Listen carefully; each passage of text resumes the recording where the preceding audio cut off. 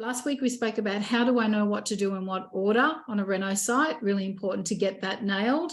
The second important thing is how can I improve my ability to decide on things, like decision-making ability.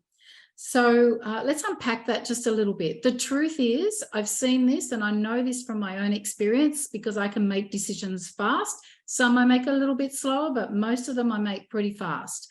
Mum loves shopping with me because the way I shop is I wander through the shops and then I see something I really like and I say, that'll do. Like it's that fast. With my daughter a couple of weeks ago, we chose carpet for her house. And we went to the store to actually look for the carpet. I brought back a couple of samples. I knew exactly what I wanted, what I liked. I knew exactly what Amy liked because she told me. Popped those carpet samples down on the floor. We chose a carpet in 10 minutes, took it back, had it ordered. The lady came and measured up that afternoon and we were booked in, all in the one day. All like really, it took us 10 minutes to decide on the carpet color. So good, fast decisions create really good renovators, successful renovators, and really a renovation is just a series of these really fast decisions. When you can make fast decisions and you don't regret those decisions, then you end up in a very stressless, seamless renovation process. So it's really important that you develop the skill. So let's talk about developing a skill like that. The first thing, if you're having trouble making decisions and you want to improve your ability, is to clarify the end goal, like to ensure that your decisions align with that end goal. For example, in a renovation, is your purpose to flip the home, sell the home, keep the property and rent it out for a little while? Get really, really settled on those things first before you start. Do your background research early, nice and early. As soon as you know that that property is going to be yours, as soon as you know that property is most likely going to be yours, then start then. Take the time to reflect and think critically before settlement, before that property settles. Think critically, do your research. It should start then, before ownership. Be prepared to understand and learn from both the good decisions that you've made, the successful outcomes, and those outcomes that are less successful and that you're less impressed with for your next project. So be prepared to improve. Understand that your first few renovations mightn't be perfect and that it is okay to set some room for yourself, some allowance for yourself to improve on the next one. Trust your intuition. Listen to your gut feelings as you're going along and you're making these decisions, as well as the practical, as well as the numbers, as well as the colors, as well as all those types of things. You know, dig deep, feel inside and allow yourself to listen to what your intuition is telling you. Don't be afraid to seek advice from those people who know more than you. Seek guidance from others who have experience in the area you're making a decision in. Your tradies should be really helpful. If you find that your tradies aren't helpful and they're not working alongside you, then you've hired the wrong guys. So, you know, hire people and tell them up front, I'm going to be asking you questions along the way. Be willing to adapt and change your decision if new information comes to light or different circumstances arise. That happens on a renovation project. Sometimes we uncover things that surprise all of us, builders, us as the property owners, and sometimes you have to change your mind and just be prepared to do that. Understand that with a renovation, you have to start from usually what you've been given.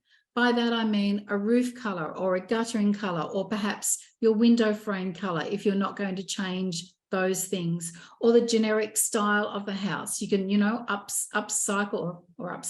improve the look of a facade, and you can definitely pull inside apart a certain amount, but you know, the whole idea is that you start with what you're given and use that as the beginning of your decision-making processes, to start with where you're like, start from one place.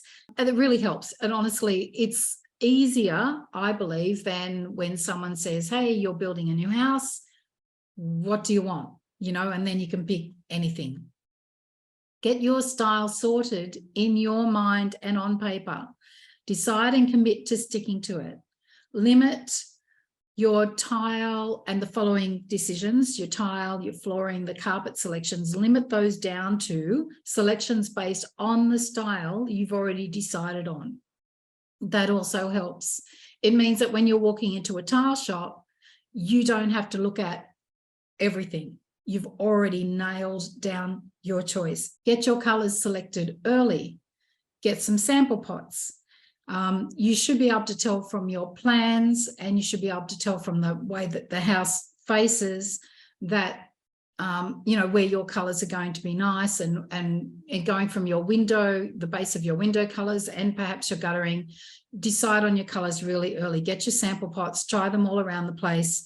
And if it's structural renovation, you'll need that decided on early, because you will have had to give that selection, that color selection, to the council or your certifier. It has to be included in the plans. Spend time on Pinterest and Instagram up front, and then get off it. Get off. Don't change your mind mid-project. Create mood boards of each room to help you stick to tasks and to create a cohesive look from one room to another throughout the property. So do mood boards. They're worth the time.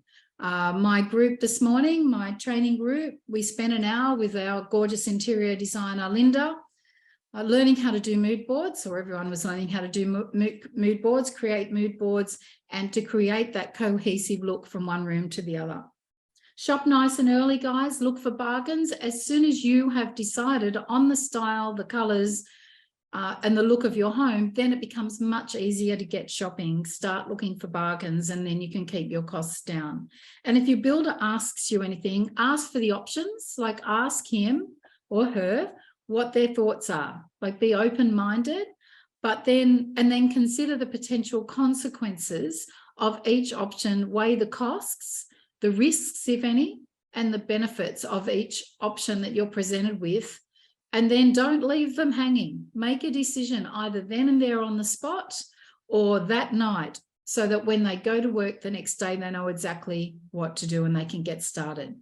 And never hold them up. Like, never let a slow decision hold up your tradies. So move through these projects as fast as you can. When you've made your decisions, then don't question yourself. There's no point doing that. If you've made a decision and something has been installed, understand that your buyer or your renter, they're not going to notice. They're not going to know what you had in your mind. It may be a little bit different. You may be a little bit left feeling flat if you haven't done so well.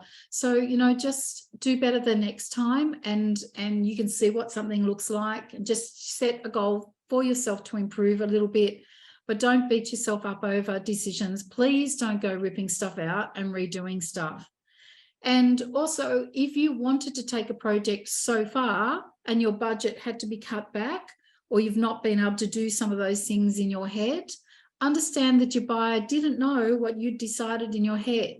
They only see what they're presented with. So don't beat yourself up over that as well.